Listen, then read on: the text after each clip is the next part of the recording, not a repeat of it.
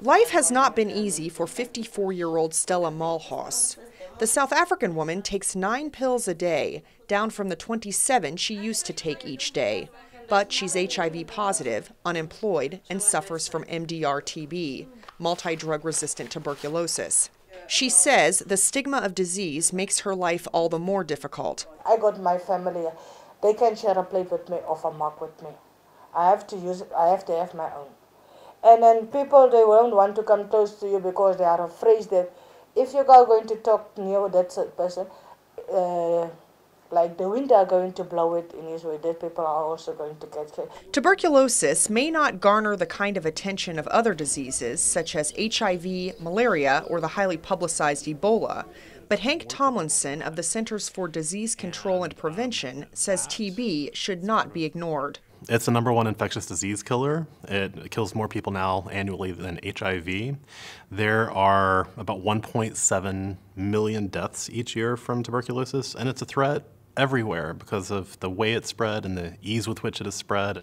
TB is such a threat.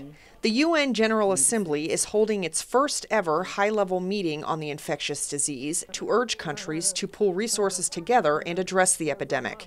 According to the CDC, about 2 billion people are infected with tuberculosis worldwide.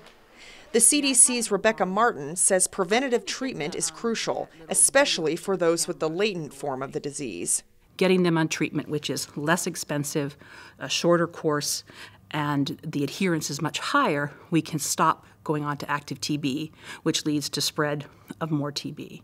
But unless patients complete their treatment, drug resistance can develop, making treatment more difficult. These are variants of tuberculosis that are severe. They don't work with the common 4-drug treatment. They're resistant to 1 or more of those drugs, and they require a different, more challenging course of treatment for a patient. Tuberculosis, an airborne bacterial disease, disproportionately affects the poor, those who live and work in close quarters, and those with compromised immune systems, including patients with HIV. In South Africa, MDR-TB rates are among the highest in the world.